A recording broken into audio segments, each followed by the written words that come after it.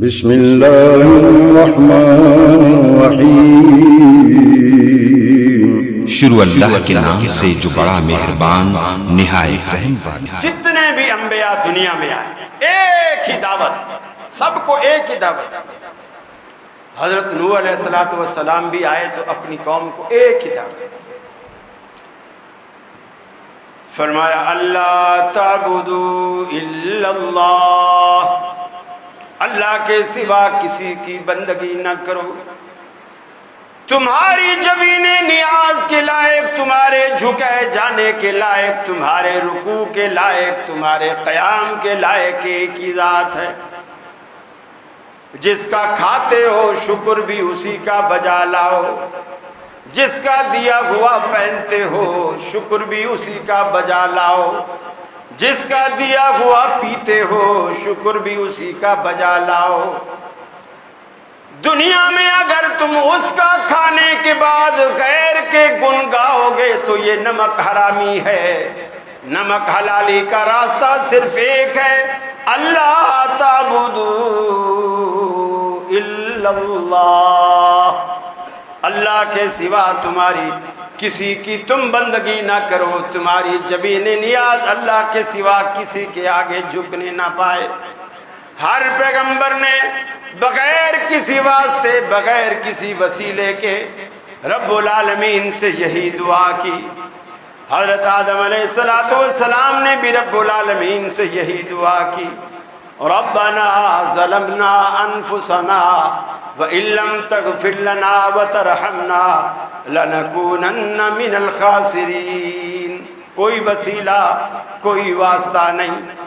حضرت نوح علیہ السلام نے جب قوم کو دعوت دینے کے بعد قوم سے بیزار ہو گئے، مایوس ہو گئے، رب العالمین کے آگے ہاتھ اٹھا لیے، اے اللہ میں تو تھک گیا، 950 سال تبلیغ کرتے کرتے میں تھک گیا، رب انی دعوت قومی لیلا ونہارا، اے اللہ میں نے ان کو دعوت دینے میں، جنت کی طرف بلانے میں، جہنم سے بچانے کے لیے میں نے نہ دن دیکھا نہ رات دیکھی، میں نے دن رات ایک کر کے رکھ دیا، ان کو یہی سمجھاتا رہا، یہی دعوت دیتا رہا، یہی تبلیغ کرتا رہا، رب انی دعوت قومی لیلا ونہارا۔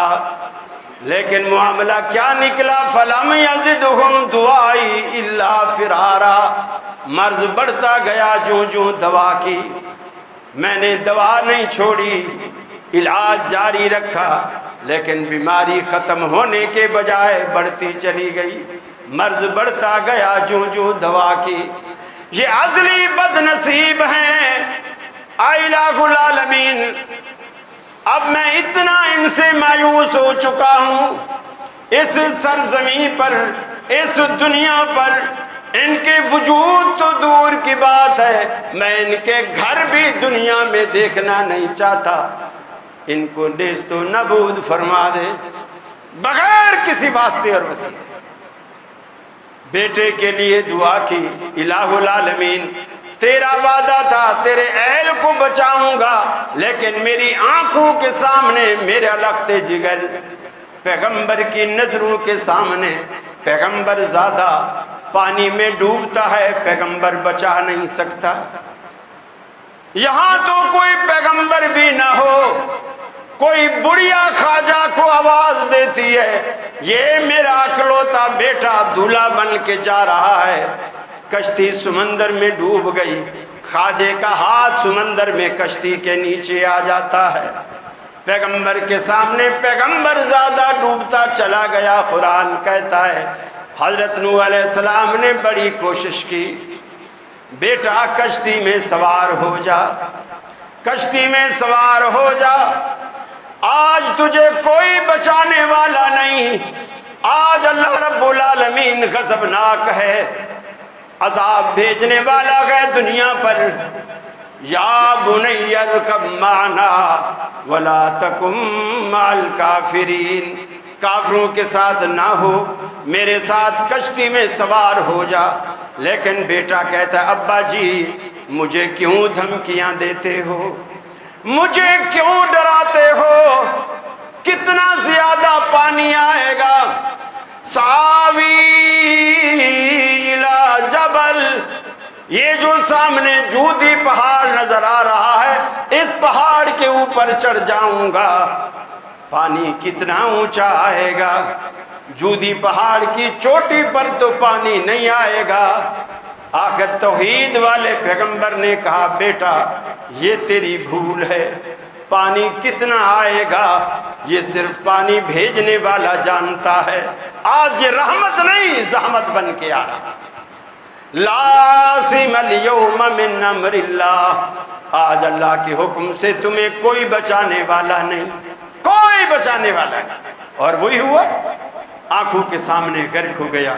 اور جب نوح علیہ السلام نے سوال کیا اللہ نے کہا خبردار، فلا تسأل لما لیس لک بعلم، آج کے بعد مجھ سے ایسا سوال نہ کرنا جس کا تجھے پتہ نہیں ہے۔ انی اعظک ان تکون من الجاہلین، کہاں نبوت کے علم کا سمندر، کہاں جہالت کے گھٹا ٹوپ اندھیرے۔ اگر دوبارہ تو نے بیٹے کا سوال کیا تمہیں نبوت سے نکال کر جہالت کے کٹہرے میں کھڑا کر دوں گا۔ یہ رب ہے، رب کے مقام کو سمجھو، رب کے رتبے کو سمجھو۔ رب ایسے نہیں ہے جو ہر اس نے ہاتھ مارا روحوں کی تھیلی ساری چھین لی، اس کی زپ کھولی، جتنے مرے تھے سارے اٹھ بیٹھے اور سب کے سب زندہ ہو گئے۔ یہ اللہ رب العالمین کمزور ہے، بے بس ہے، وہ ڈرتا ہے کسی سے؟ وہ تو ساری دنیا کو ڈراتا ہے، خود کسی سے نہیں ڈرتا۔ ساری دنیا کا بادشاہ ہے، ساری دنیا کو اس کی ضرورت ہے اور اسے کسی کی ضرورت نہیں۔